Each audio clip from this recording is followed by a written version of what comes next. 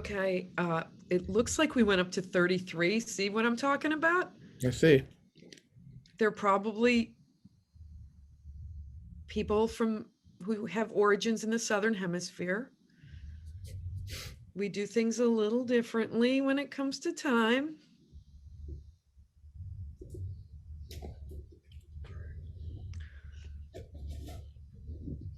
Brendan, I've been talking nonstop for the last 5 minutes. Dude, I thought this was banter. You're I supposed know to you're like come on, killing it. man. You're Give killing me it there, something. Danny. No, it's I really don't have much. I'm sorry. I'm like running on empty here. Is that why you're wearing a suit? You thought Maybe. this suit might make up for I it? thought that would help.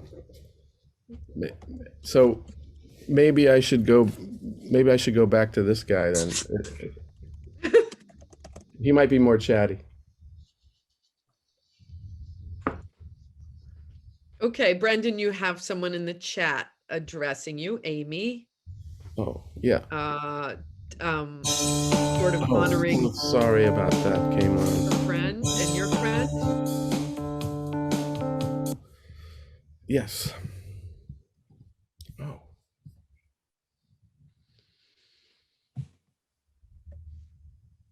Do you see you're being addressed there? Yeah.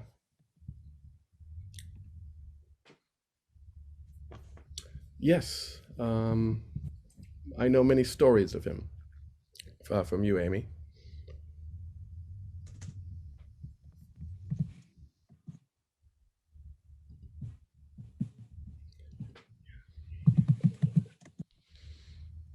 $33, Okay, I say I we think go that's a for it. sign. Okay, I'm going to introduce the first bit.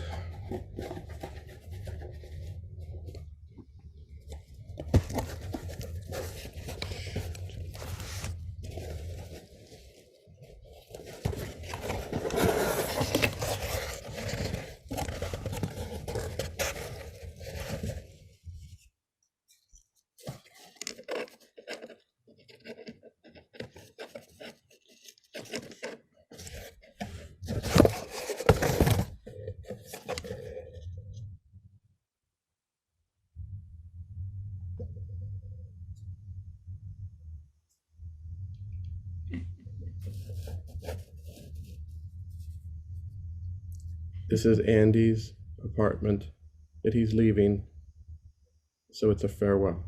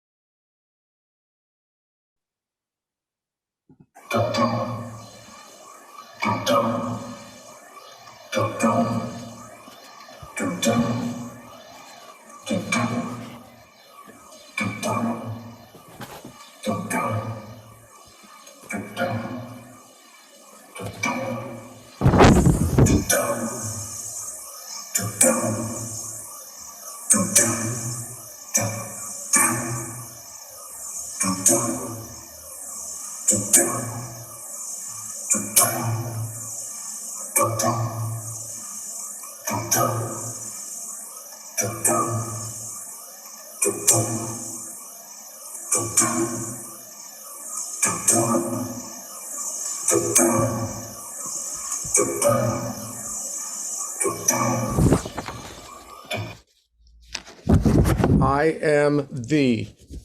Thee is the sound I make when I think I know what I'm talking about. Unsure but relieved. Held in place by gum and tape, I am left to my own devices. I will hang on the wall with tape.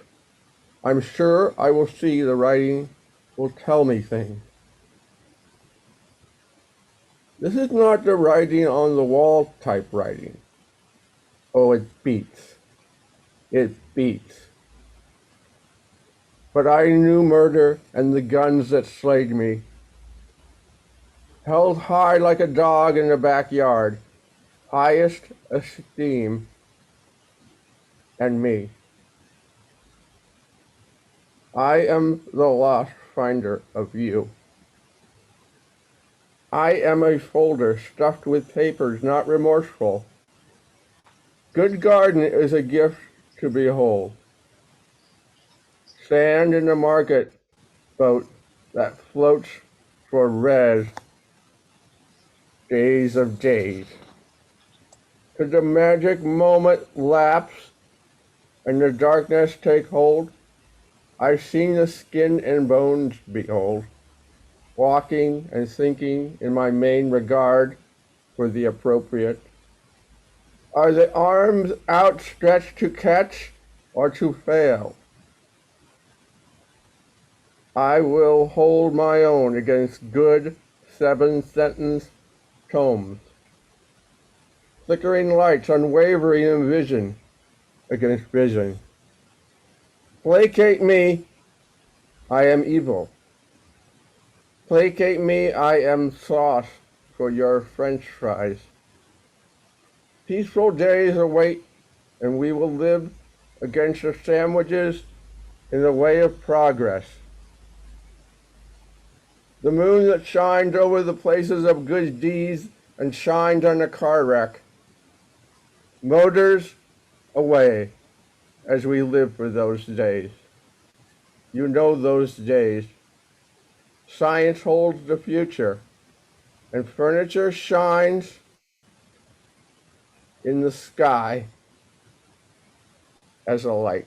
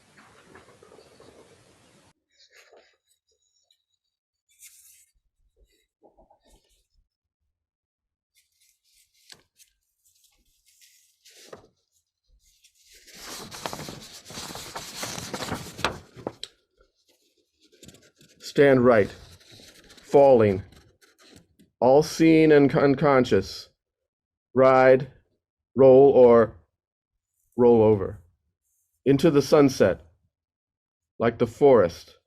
I have been in the forest and I have seen what it has to offer, and I believe it could be the way, the right way. Stand dense and tall, right standing trees, good days and bad days and things to think about. I was building a house out of sticks and mud when I came to realize to build a house as I need it was to build my own face without eyes, nose, or mouth. Rain stands still against my face. Rain rolls right off my day, my face. The lightning strikes, and I read the word sunrises, and I read the book. Shadows rent the forest from the sun, with mock dreams told in the quiet branches, shrill screams from high in the tree, right here at the treetops. Tree offer is not a house. For me, it's not a plain spoken truth. This is a place for birds. Good things fly in the sky in the world I live in. One thing versus the truth. Science tears apart fears and puts us in our place where we can move forward.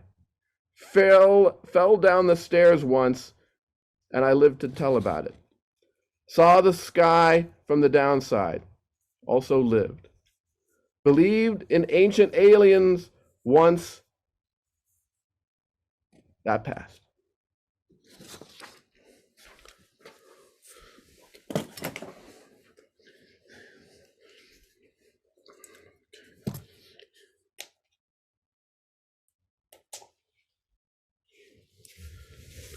I got a song because I like a good song.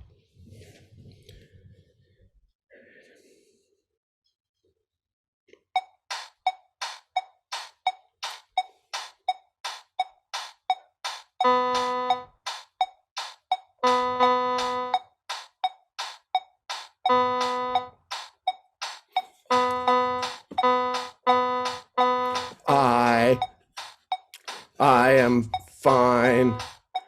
Everything is fine. Everything that one time when everything wasn't fine. It was not that fine. Not fine. Fine. I could see for miles and miles and miles. I could see that place. I could see that place. I could see that place in the trees. It was up in the trees. It was up in the trees, and I could see so much from that place. That place up in the trees. Far off in the distance, I could see, and there was wind. I could see that wind blowing me in that tree. And I was up in that tree, and I was falling down, falling out of that tree, all the way up to the tree, and all the way down into the ground. I was falling to the ground, and I was blown by the wind, and I was blown out of the tree. And so just have a nice day. Please have a nice day. I hope you have a nice day.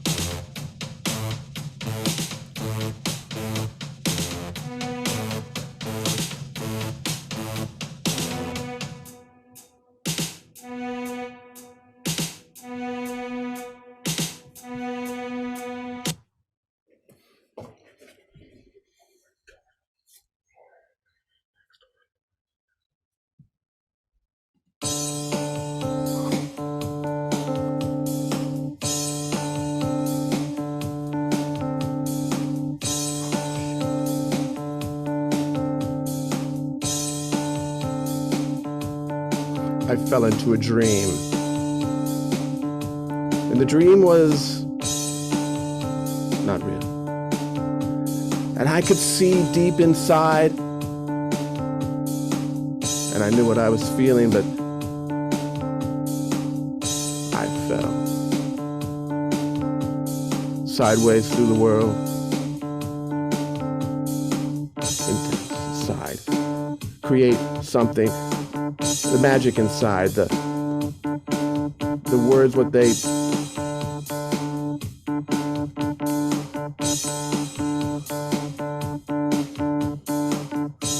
have you felt? Have you felt that way? Created a certain place to be, regular place.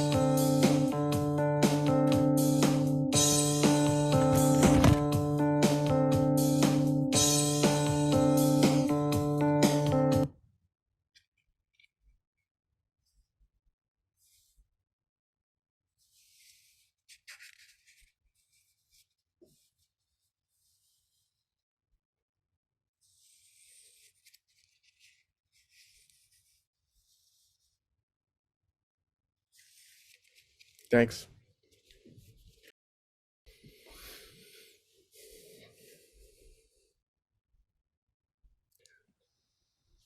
Thank you, Brendan. If you could only hear the sounds of all the clapping in all the kitchens and living rooms and bedrooms around the world right now. Thank you, Brendan.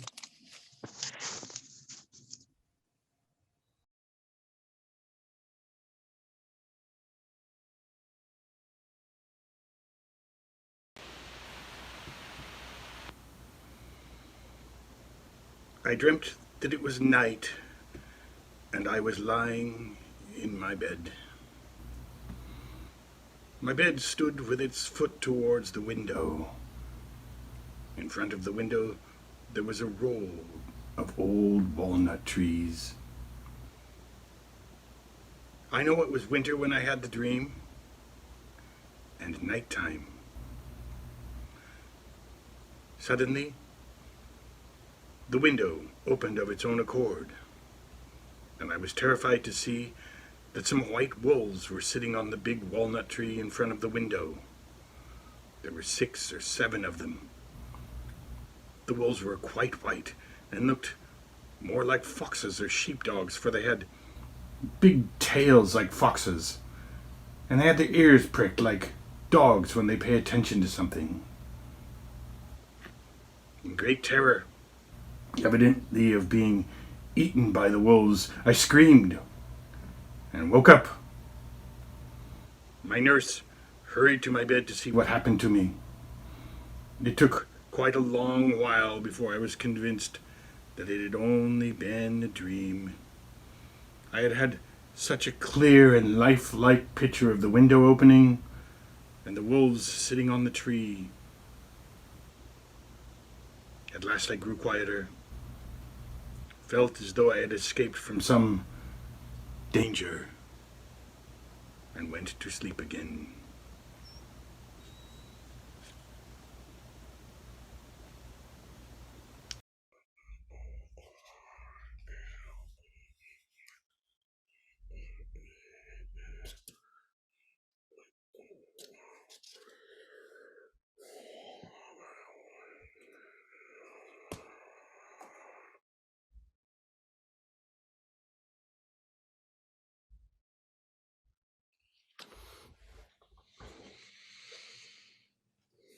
Hello. I would like us all to take about 1 minute and see how many words you can make out of the letters in your name.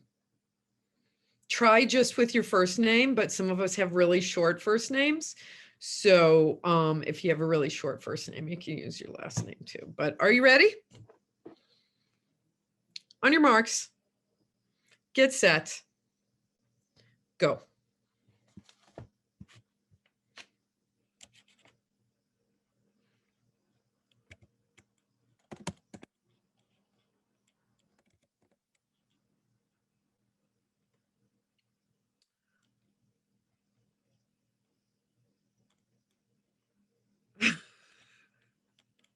Is yob a word?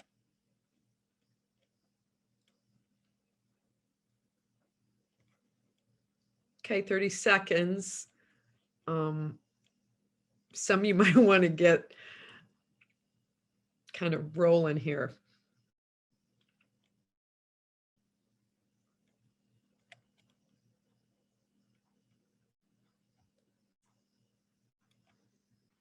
Ten.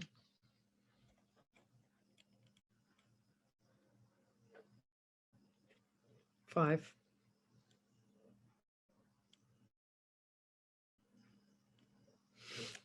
And that'll be time. Okay. Except I don't turn off my timer. So it'll just go the whole time, I guess.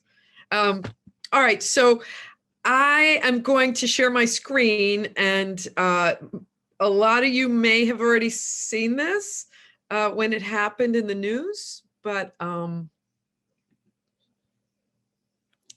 let's see.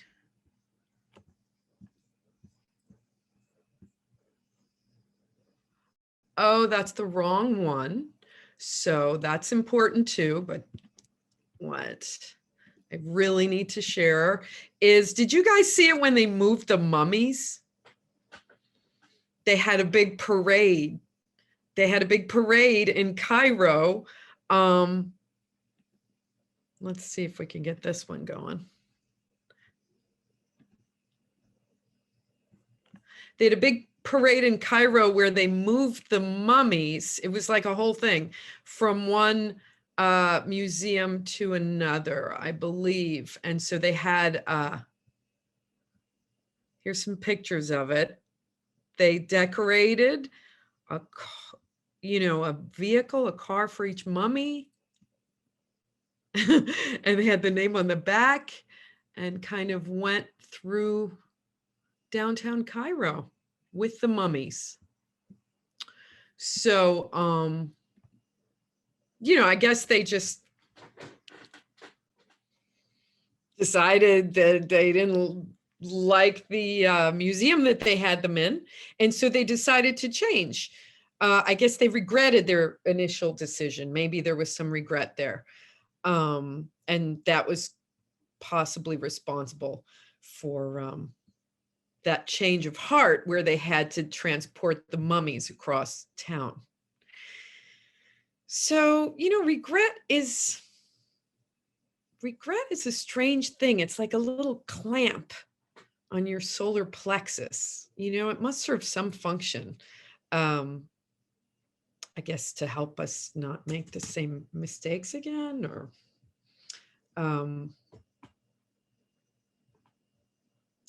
yeah, so I read this article about a girl who wrote a letter to her dad for her, I think she was in 8th grade or something, for her English class. And her dad was an alcoholic. So she wrote him a letter for an English assignment, not actually to him, spilling her heart about how she felt about his drinking and, could he please change? And didn't intend to give it to him because that kind of thing is really hard to give to somebody. But the teacher reached out to the dad and gave him the letter, and he got sober. And when I was my first year in college, my dad was golden, heart of gold. This man's heart was just so big and so full of light, and it refracted onto everybody he knew. And but he was a raging alcoholic. And my first year in college, I wrote him the letter that I wouldn't see him again unless he got sober. And you know, a big letter. And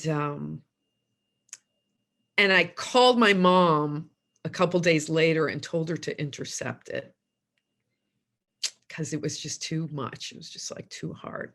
And she did. And I regret that I asked her to intercept it. And she regretted it following my instructions. So, yeah, give me a number of sort of big things that you regret. Give me a number. I mean, you could tell me what they are if you want, but that you don't have to. I just want like a round number that you would like think, like big things that you regret in your life. I think.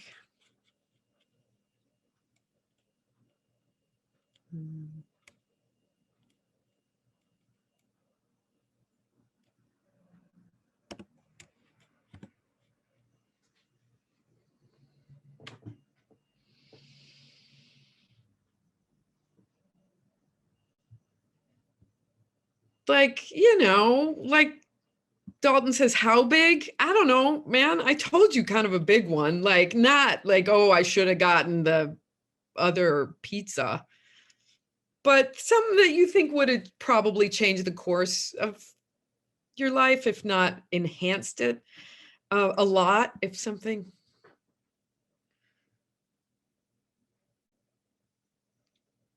Okay, fair enough. Yeah, it definitely a number doesn't do it justice at all. I just like to see numbers in the chat. And today counts. Today totally counts. Like up to right this second counts.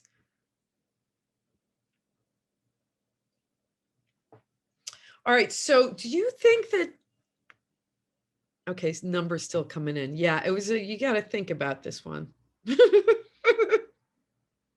Daulton, low four figures. Sorry, dude.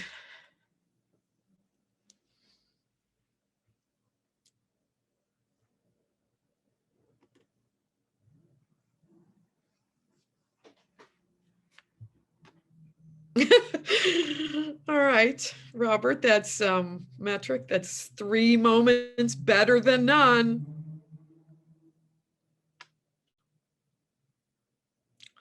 So do you think animals regret? I mean, I always wondered even if animals feel fear, really. I always wonder that, like if the bunny sitting in the bushes is sitting there afraid that there might be a fox coming, or is the bunny just sitting there happily with a peaceful heart? And then when the scent of a fox comes, just adrenaline kicks in and then it does its thing. You know, that's somehow different than fear. But I don't know, I think dogs probably want to take back what they've done. That's my impression. Dogs can feel a little like sorry, it seems. But you know, speaking of taking back things or things going back, you know, what I found out recently is that whale embryos actually early on develop legs. And then they disappear again as the fetus develops. Just kind of like a brief little dream of land.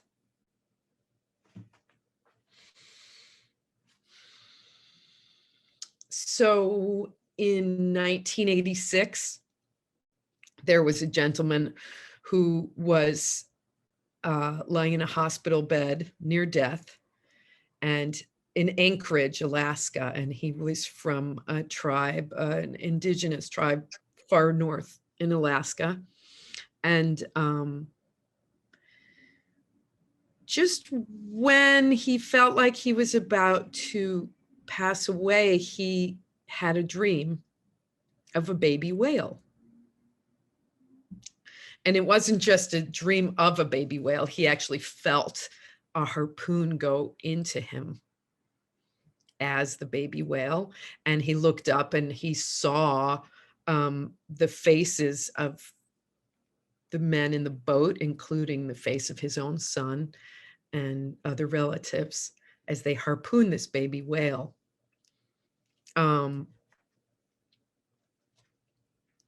So he got better and he went back home, and he sort of advocated for this change in tribal law, which did come about, not to kill mothers and calves. So, you know, a lot of connection with the whales, the people who rely on them for their life, for their food and everything. And in fact, there was one tribe that whenever they killed a whale, they would do things like give it a drink of water afterwards and a meal, and even pack it a little bag for its journey to the spirit world.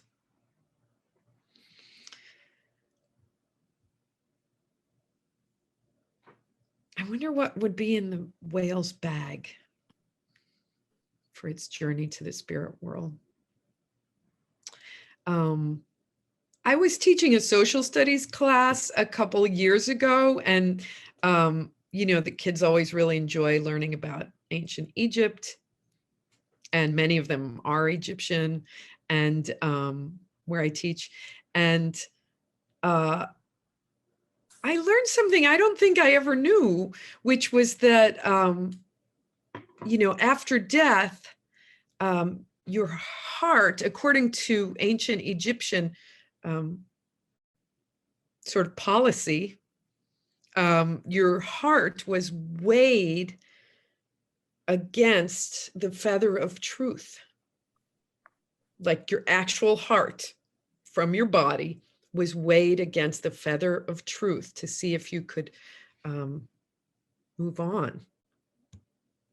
If it was light enough to move on to the next step.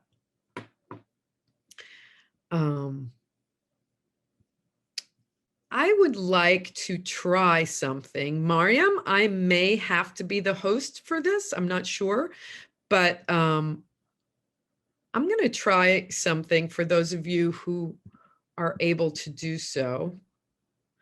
I'm going to share a whiteboard. And if you go up to the top, you'll see a little green thing that says you are viewing Dani K's screen. And right next to it, it should say, it should give you some options. And if you can click on that, there's something called annotate.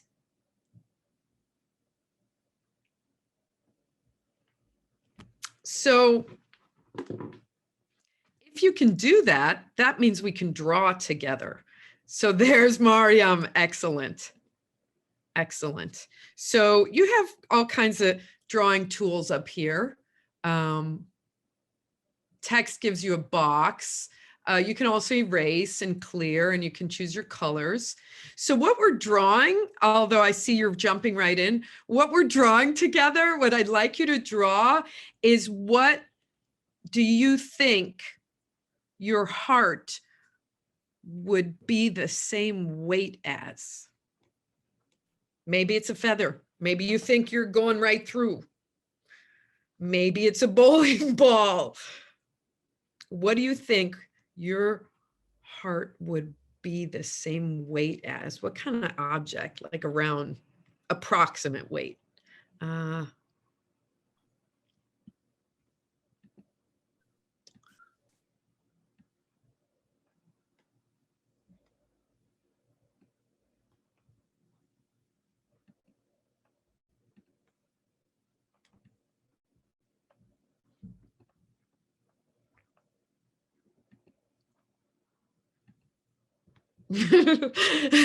I see someone has a a cat donut.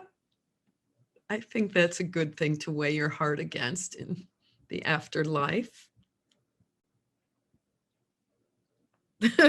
A grapefruit, fish, 3 apples, the Empire State Building, a large piece of cheese.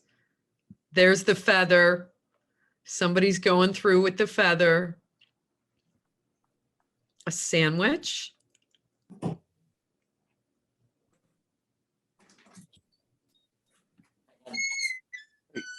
Candy and spaghetti was hilarious.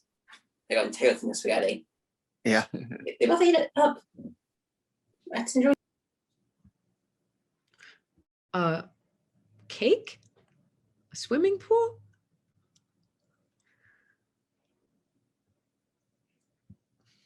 An avocado. Good. A little flower.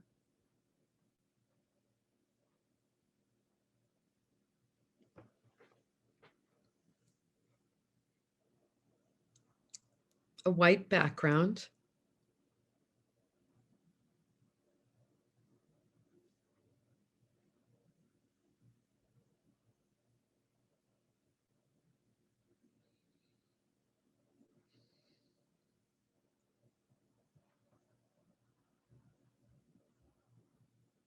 Oh, these are great.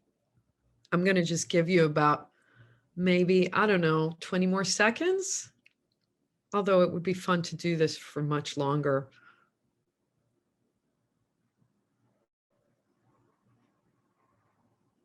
But we have so many things to do this evening.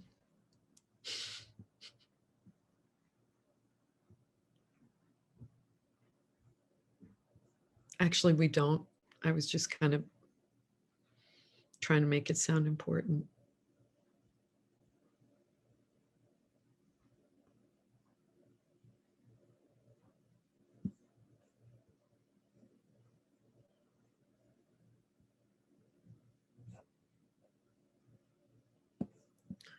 Is this a spool of black thread?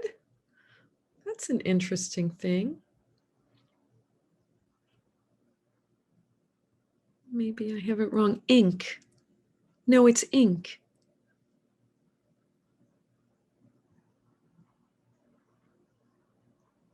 Oh, it's a drink. Thank you. It weighs as much as a drink.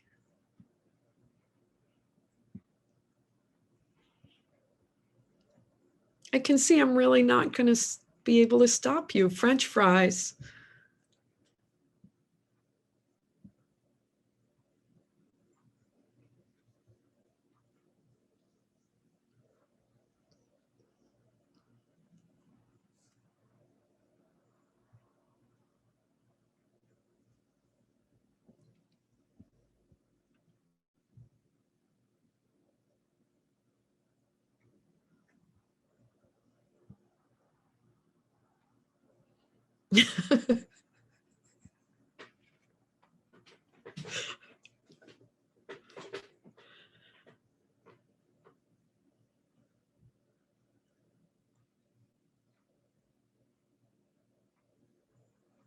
Okay, everyone, I'd like you to finish up in 15 seconds, please. We can come back to it later. Robert, you can continue drawing rays of light. Is that you? Daulton, drawing the rays of light shooting out. There's a lot of rays. You can put more on later.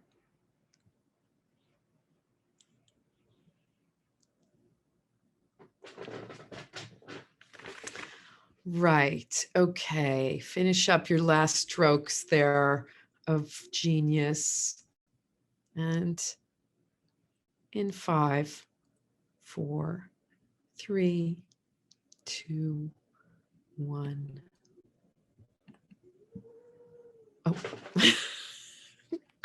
Somebody's coloring in. There's always somebody who wants to color in at the last minute.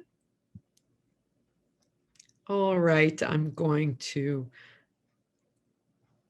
save this and stop the share.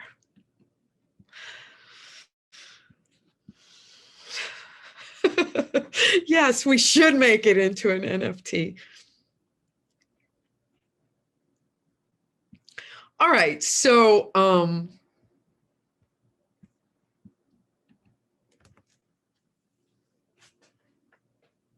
I was looking around for a feather. I was looking around my house for a feather to just sort of do something fun with, but I couldn't find one. So I just decided on this instead. Kind of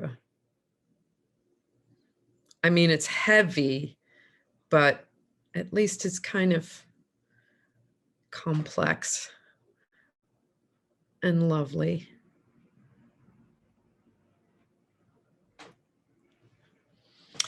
So yesterday I went to go get coffee, and in the corner of the cafe you can't sit in there anymore. So they just have the little counter at the window. There was a lady standing at the counter on her laptop, typing away furiously. She was wearing a nice business dress and pumps. And the chair next to her, she had tied a bunch of blue balloons with HBB printed on them. And then next to the balloons on the chair was a big bag with HBB printed on it. And inside the bag were lots of keychains and notepads and other kinds of bags, all with HBB printed on them. And,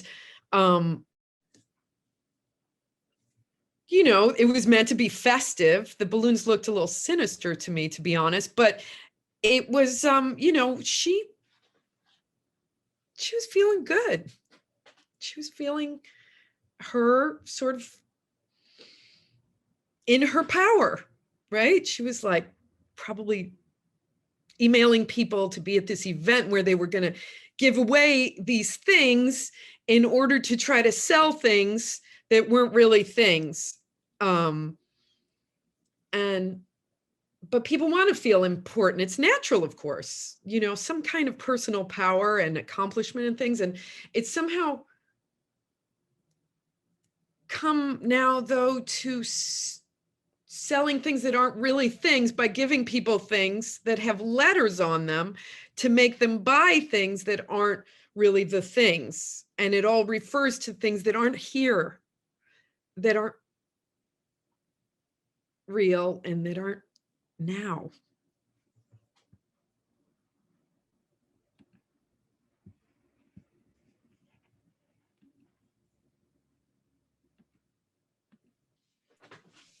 About things that aren't here and that aren't now.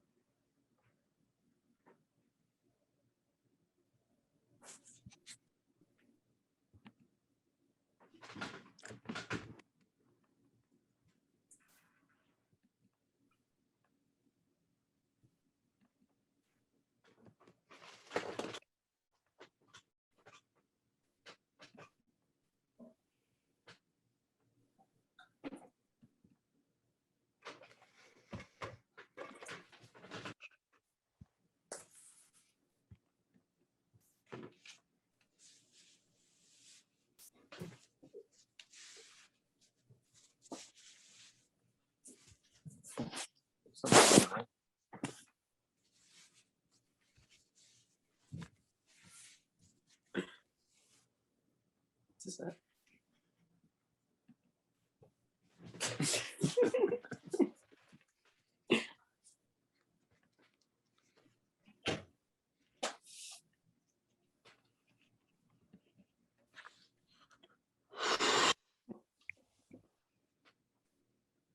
Did it. I did it. Yeah, just blew up balloons saying I did it.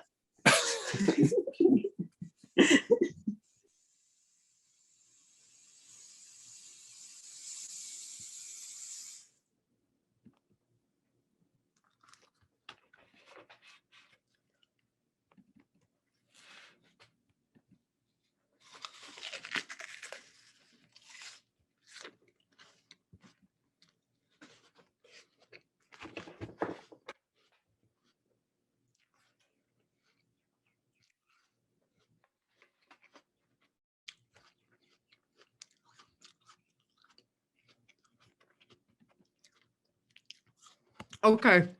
Type in the chat. You have like 30 seconds. Type in the chat as many different kinds of birds as you can think of. Try not to duplicate. Go.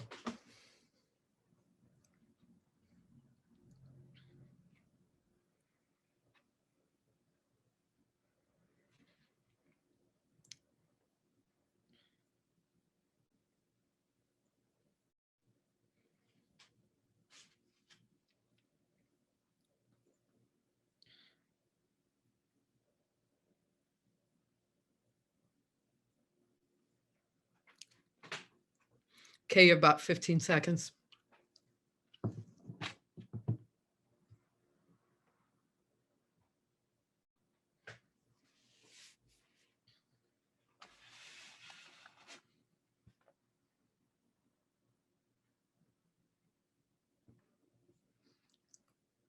Nice. So many.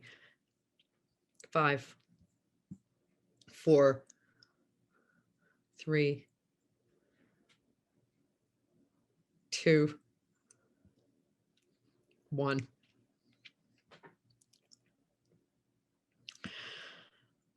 And stop. That is a lot. It's a lot of birds you guys came up with. So yeah, just scroll back and forth and enjoy your accomplishments here. Look at that. So many. So this morning I was brushing my teeth and I heard a bird outside that's been singing the last few days. It's been like spring here, and it goes something like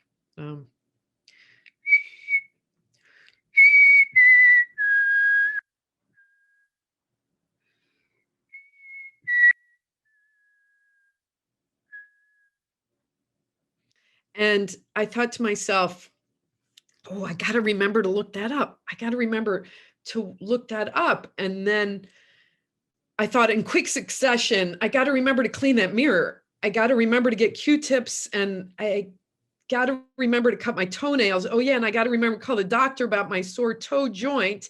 And oh yeah, I got to remember to call the gas company about the meter reading in the basement. And I got to tell the super about the water stain on the ceiling in the bathroom and from the upstairs bathtub.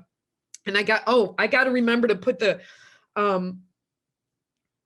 cover on the drain because, just as a side story, I don't know if any of you have ever lived in New York or been in New York and know about this whole thing that called water bugs. It's kind of like a nice word for them.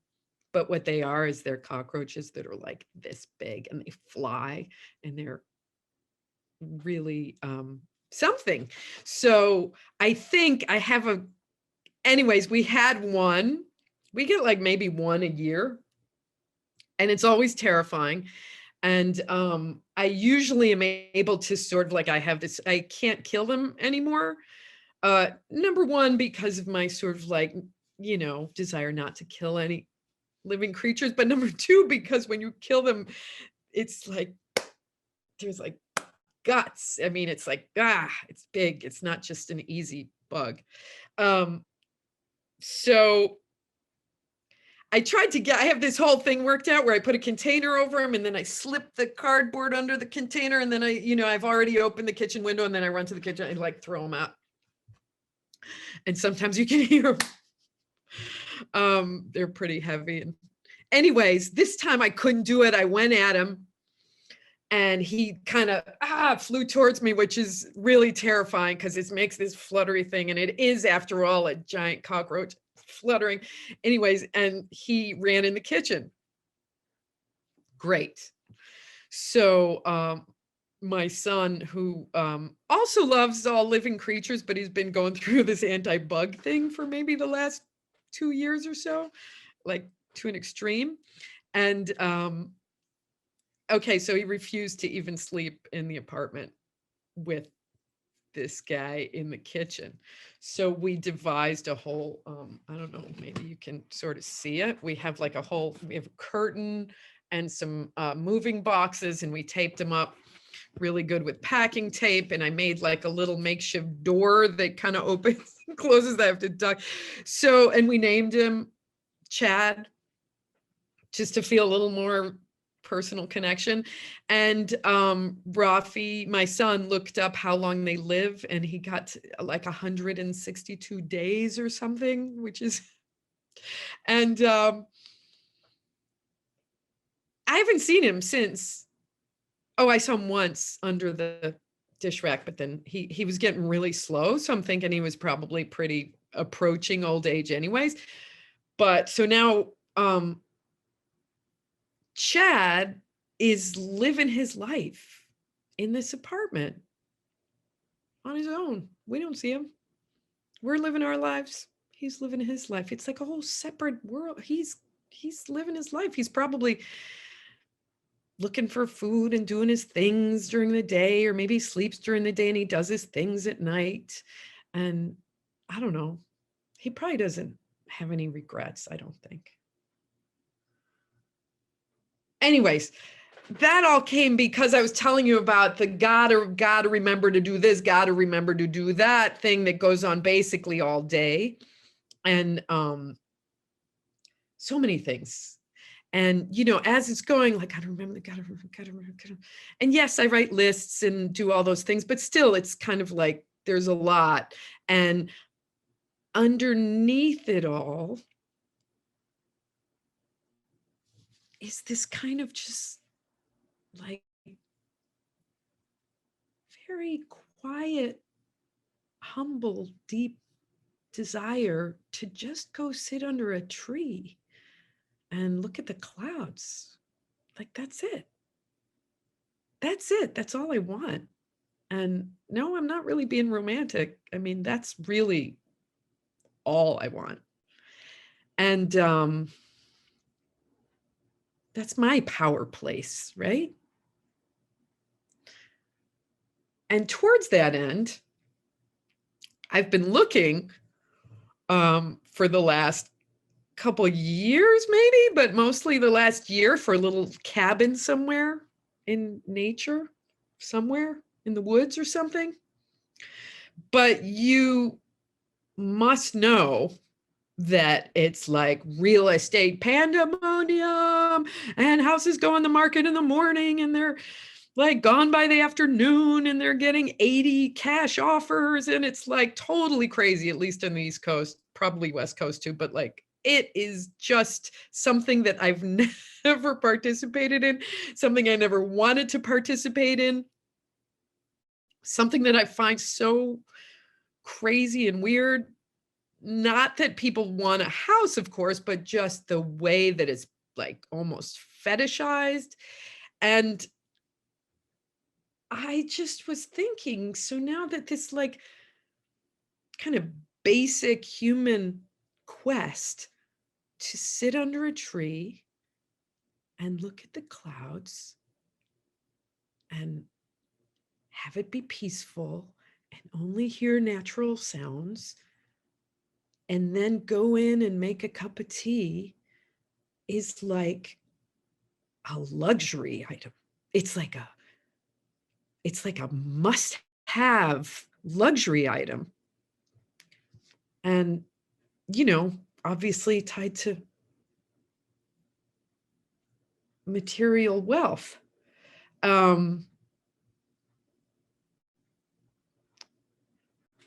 This, you know, I think this was the apple.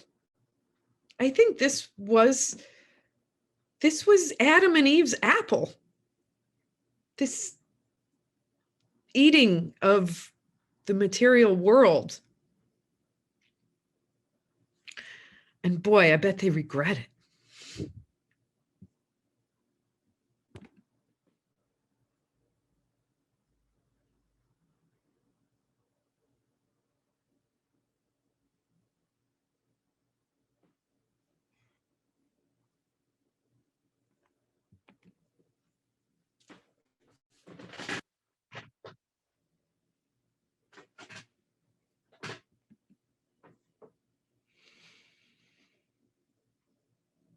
So sometimes I think about deathbed, Dani,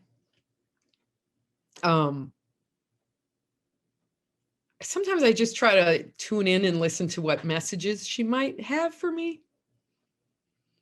What kind of advice from then to current self, because it all kind of falls away, I guess. That's what they say. Okay, so you have 10 seconds. Get ready. You have 10 seconds to just write, like gut level, right off the top of your head. Write in the chat, write your current self a message from your deathbed self. Go.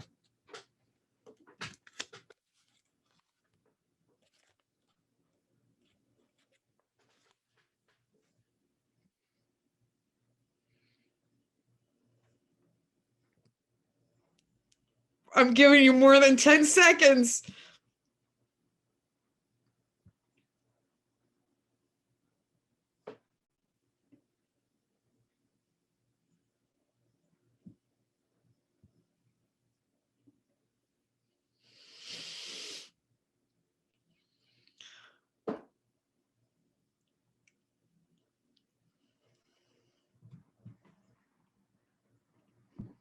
Nice. Nice. 5, 4, 3, 2, 1.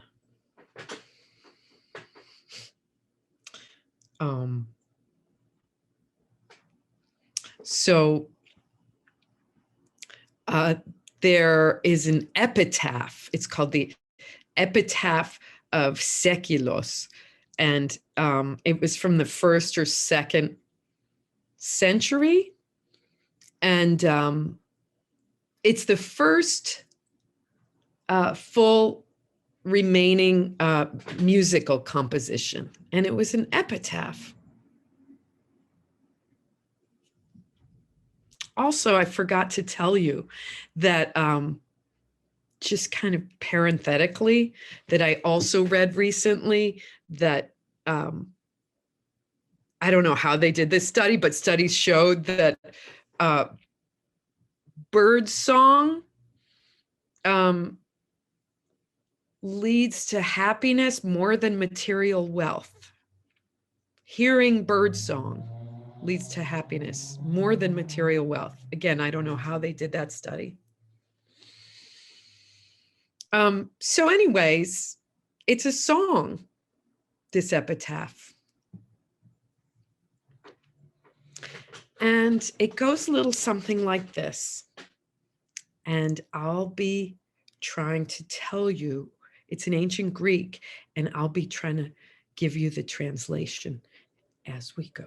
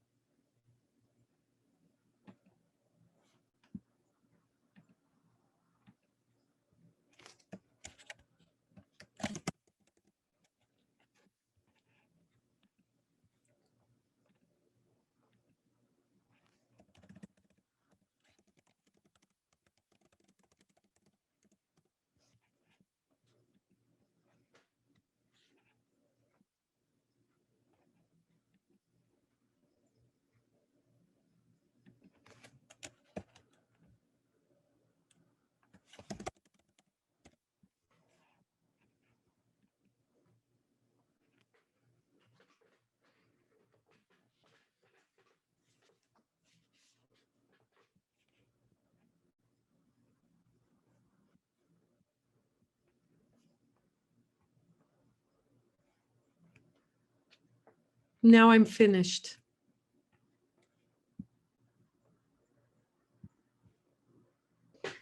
Thank you, Dani. And now we have our next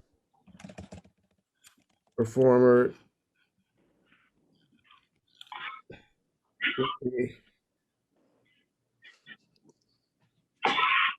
Daulton.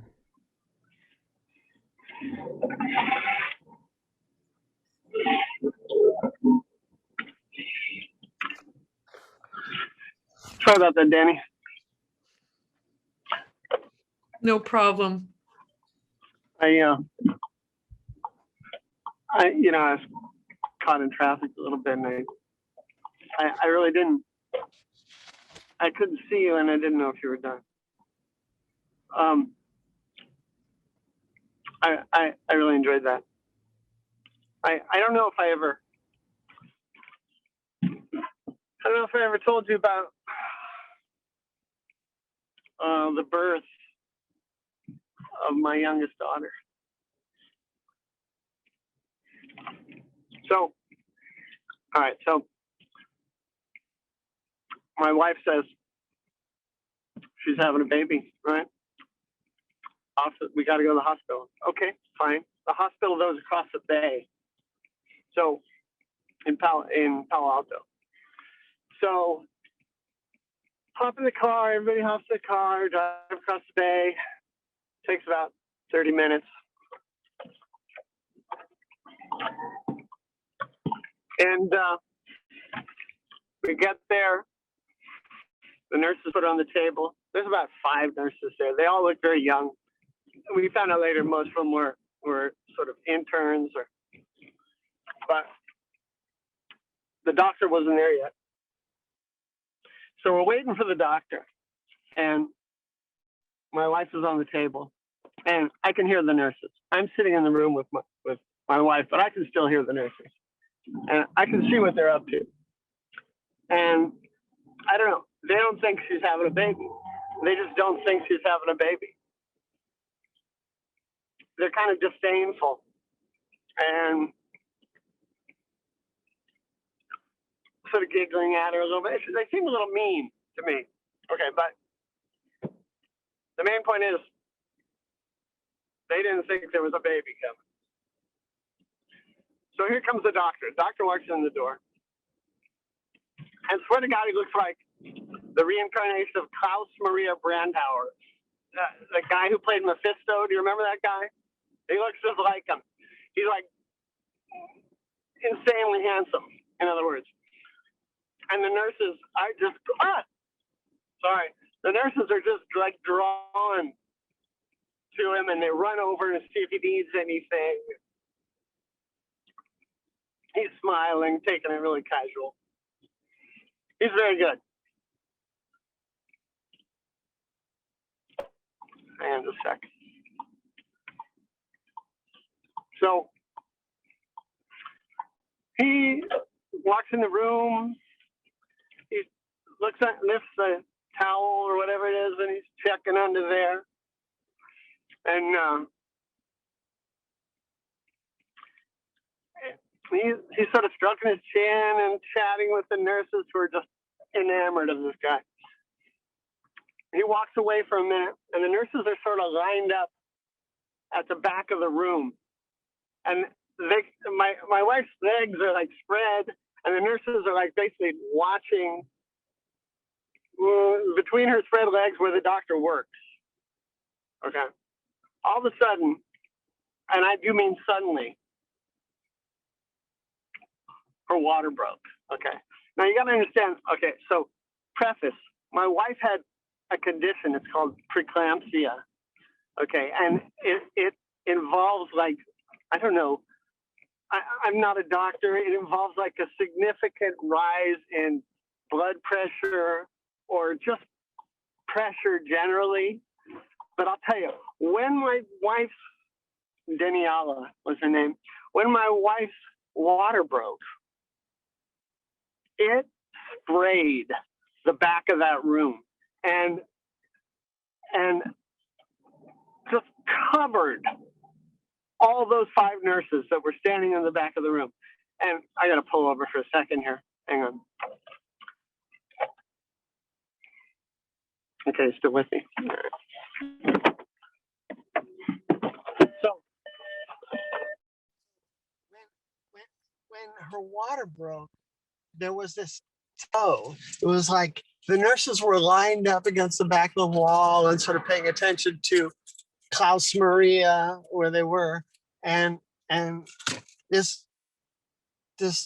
incredible, indescribable sound happened, and then this what I can only describe as a Renaissance painting happened, where each of the nurses was in like a pose as they were hit with the water breakage, and they're like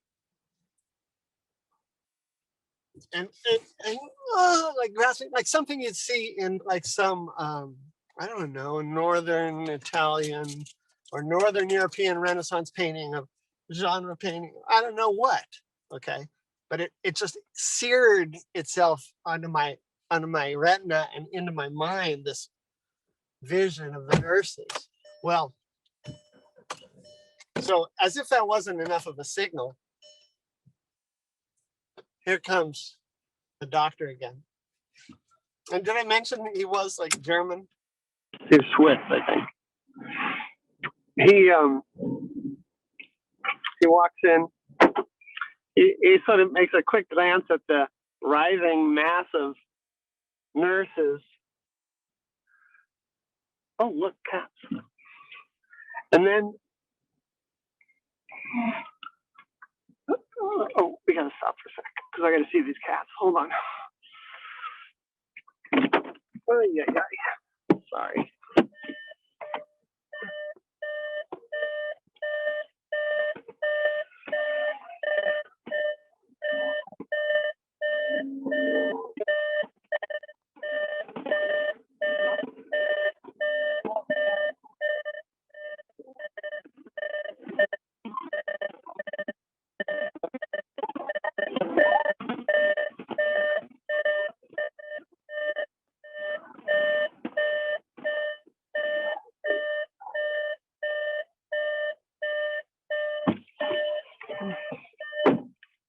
Pretty sure I know those cats. They seem to know me. Vaguely, though. Just vaguely. All right. So the water broke, and there was Renaissance painting. Maria Brandauer comes back, lifts up the towel again, and he looks around the room and he goes, "We got the baby coming!" Okay? And so everybody starts scrambling because a second before the water broke, nobody thought there was a baby coming. So they all start scrambling.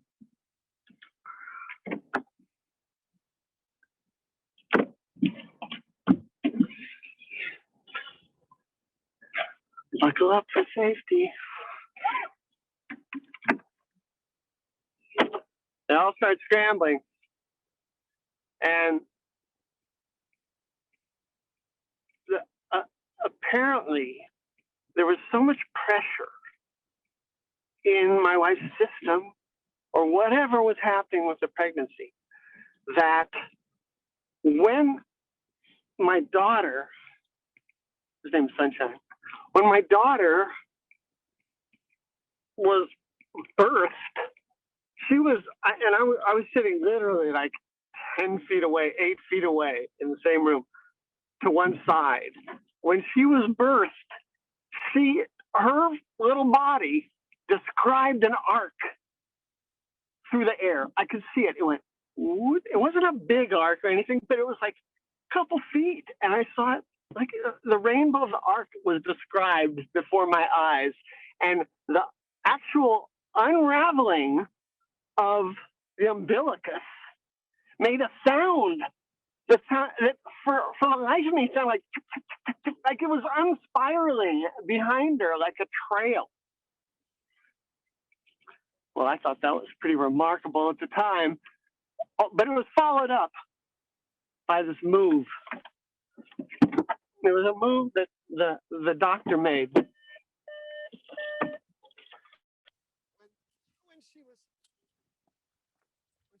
when she went out of the womb, the doctor who was standing there had to move a little bit to catch her when she was propelled out. And he went like, step back like that. And I swear to God, exactly like a quarterback. He went like that, and he caught her. He caught her after she traveled through the air into his hands, and he caught her just like a quarterback does a football. And then he turned. He caught her like this. He turned and he looked at me, and he held the baby up like this. He goes, like, got this one covered, man. And swear to God, okay, again, at that very moment, my daughter's eyes, they open like this. And she looked right at me. It was the weirdest thing. And I immediately, when she looked right at me, I noticed, oh, we got the same eye shape. And it was, well, it was a remarkable day, I gotta say. As the day of the birth of your daughter is bound to be, right?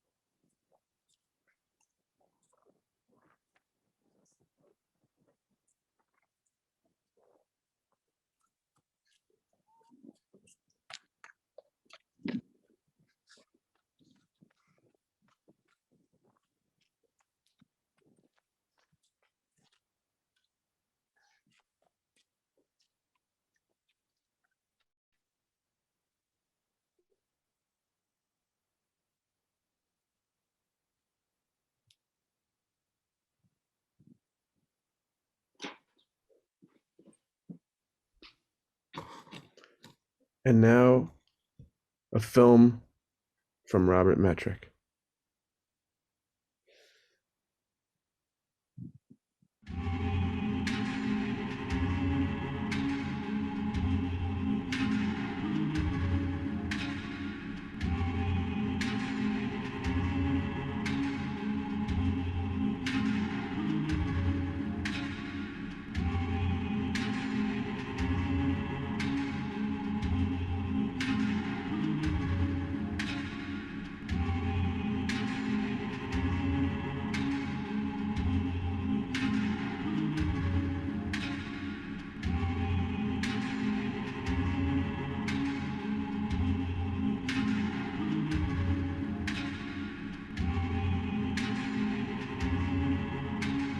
I heard some people on the radio tonight talking about the differences between courage and fearlessness.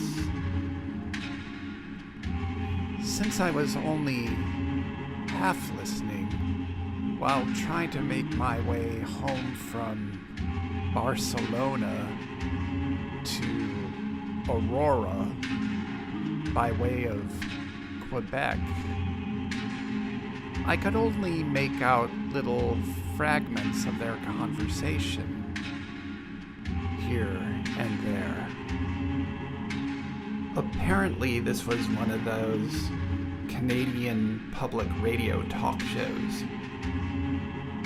The host was interviewing this guy who used to be a boxer, I guess, but who is now an author. And they were discussing his new book. If I understood correctly, the boxer was explaining how fearlessness allowed him to face an opponent in the boxing ring, but that it took courage to ask a boss for a raise or to ask somebody out on a date. And then they were taking calls from listeners. They were lighting up the switchboard, the host said, but lines were still open. The first caller said that she had somehow gotten infatuated with her new boss, and she was tempted to ask him out on a date. So she wanted to know if the boxer thought she should approach this with courage or fearlessness. That raises an interesting point, the host said. I noticed in chapter 317 that you recounted the experience of facing an opponent in the boxing ring whom you had dated at one time. But I wasn't clear if you were suggesting that this had more to do with courage than fearlessness. The boxer replied that these kinds of questions were why he felt it was important for him to speak out now and tell his story. And the host responded, I think a lot of us will agree that it's exactly these kinds of stories that can speak to us all. Maybe I was just feeling weary from my intercontinental expedition, but I just could not wrap my head around any of this. I mean, whenever I stare out at the horizon to ask for courage, don't I usually pair that with a request for fearlessness? Up until 8:45 tonight, I had always thought that they were one and the same. But I think that the boxer might tell me that one has absolutely nothing to do with the other. Eventually, their voices became static, just as I was crossing the border.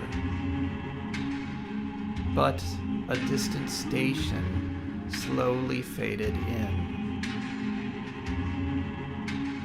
The announcer was speaking in a language that may have been French or Flemish or Hungarian or German or Italian or Welsh. He was introducing a newly discovered composition by Franz Schubert entitled Song der Metakogniti. He was hesitant to add that the vocalist in this recording was really not very good, but that audiences loved this vocalist because he sang with so much heart and so much unbridled, untethered, unrepentant, unrequited passion. The announcer could not understand why people were always so smitten by this sort of thing.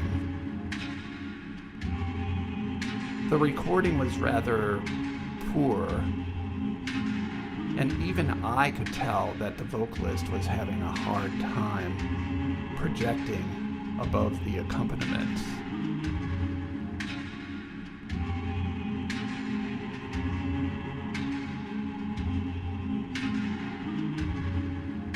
But now, I will try my best to summon the courage, or perhaps the fearlessness, to sing it for you.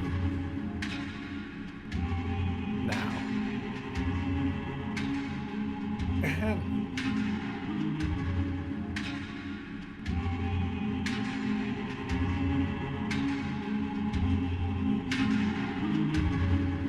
My prefrontal cortex is sending me signals in a feedback loop. If I notice I'm having more trouble learning A than B, if it strikes me that I should double check C before accepting it as a fact,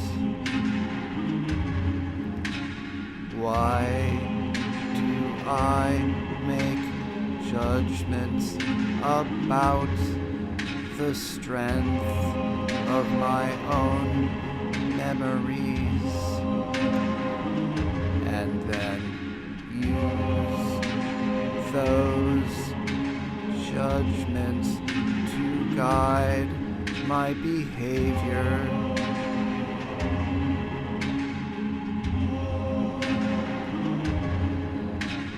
What kind of meta-cognologist am I?